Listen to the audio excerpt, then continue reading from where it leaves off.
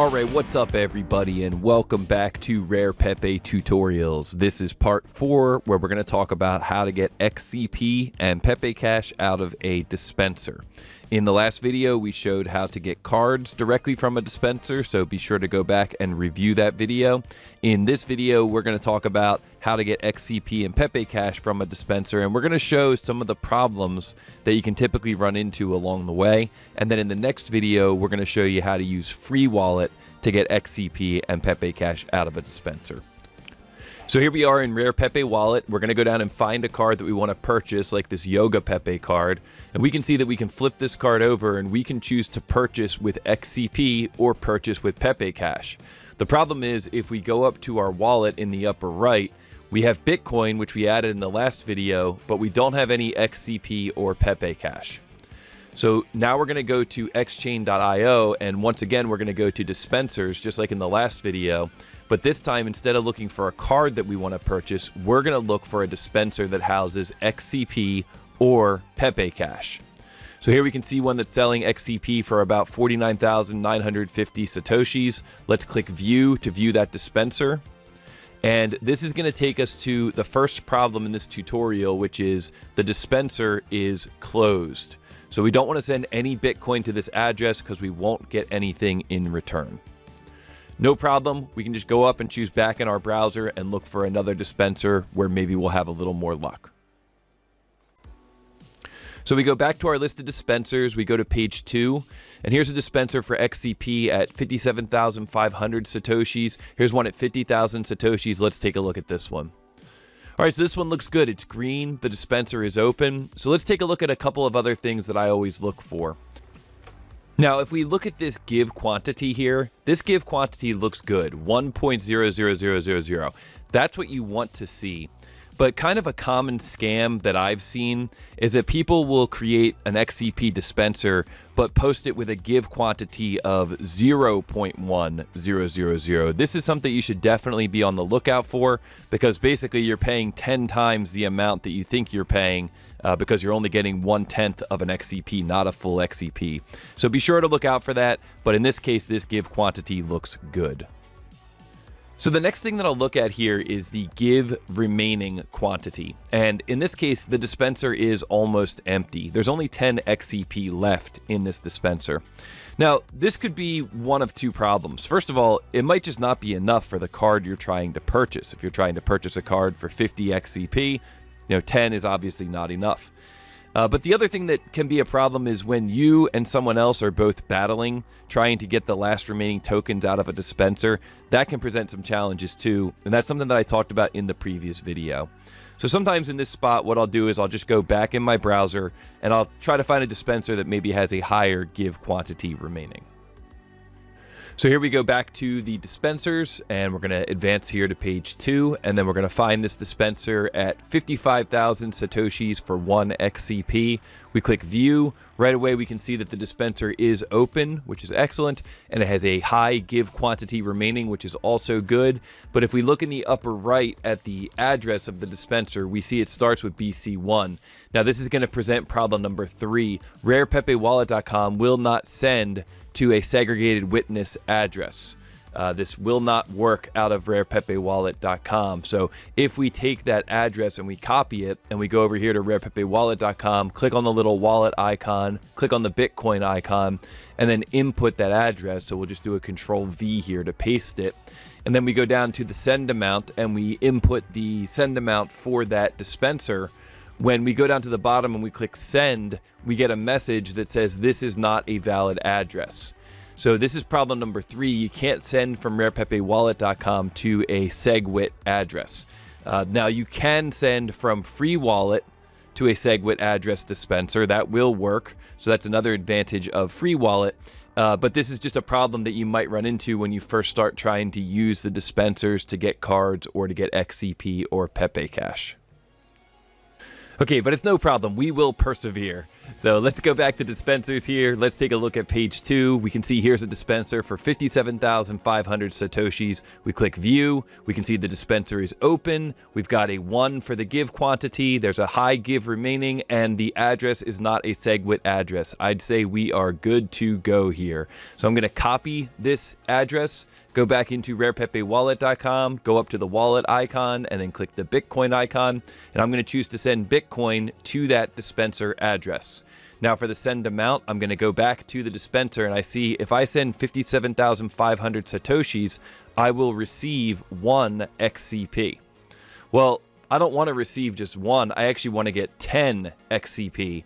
So I can multiply that send amount by 10. I can just backspace over one of those zeros, and now I have multiplied the send amount by 10, so I should receive 10 XCP. So I click send, and it says transaction sent. So this will take 1 block to process, so I can refresh the page, and we can see here in the upper right that we do have a pending transaction. Once that processes through, we should see the XCP in our Rare Pepe wallet. So here we are a few minutes later. We can see we no longer have that pending transaction, and if we look at our wallet, we can see we now have 10 XCP in our Rare Pepe wallet. We did it! We finally got through the purchase of XCP from the dispenser. So now let's talk about pepecash. Let's get some pepecash into this wallet as well. And it's basically going to be the same process. The only thing new that I'm going to show you here is instead of clicking through each of the pages of the dispensers, we can go up to the upper right and perform a search for pepecash. And this will give us a return of any assets that have the word pepecash in the asset name. So in this case, I'm going to just jump to page number 2, and I'm going to click on the asset that is pepecash. And now from this page where we're looking at the asset, there's a tab for dispensers, and this only shows me dispensers for pepecash. So it just makes it a little bit easier to compare the dispensers. So I'm going to go to this very first one here, which has pepecash at a cost of 115 Satoshis for 1 pepecash. Then I'm going to look at this dispenser and do my normal check. The dispenser is open, the give quantity is 1.0, the give remaining is high, and the address is not a SegWit address. So we're going to copy that address. We're going to jump back into Rare Pepe wallet, go up to the wallet icon, click the Bitcoin icon, and we're going to choose to send to that address. And then for the send amount, we'll go back to the dispenser. We'll copy that 115 Satoshis. We'll go back into our Rare Pepe wallet, and we'll choose to send 115 for 1 single pepecash. Well, that's not going to get us very much. So if we backspace over the 0, that'll get us 10 pepecash, 100 pepecash, 1,000 pepecash. That's what we want. And if we wanted even more, we could do other calculations. Like I could double this to 0.00230. That's going to get me 2,000 pepecash. So you could bust out calculator and calculate the send amount by the quantity that you want. That will get you the appropriate amount of pepecash. Once you've done that, you can go down, you can choose send, and then you will see transaction sent.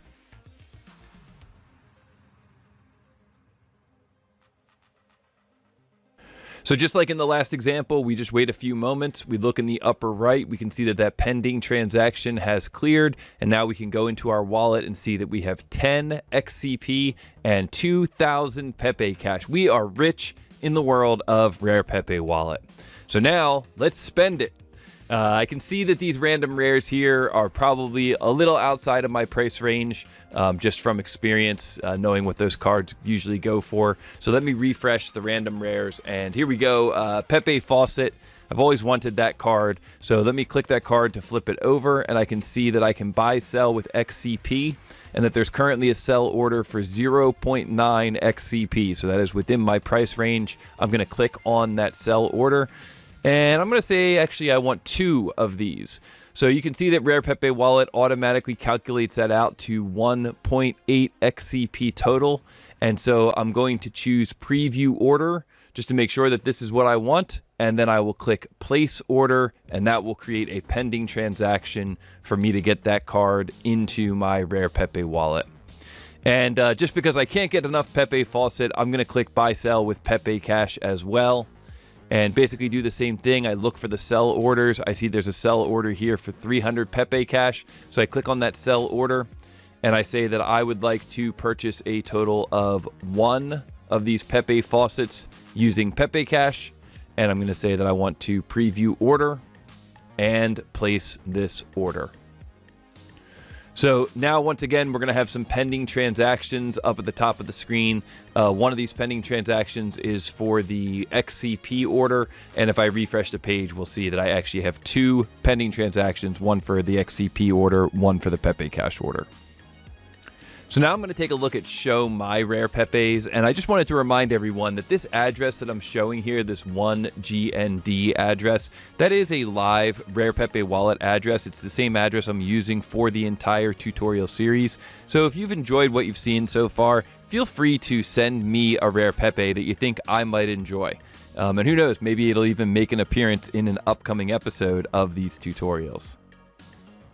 So let's click Show My Rare Pepes, and we can see we have 2 out of 1,774 Rare Pepes collected.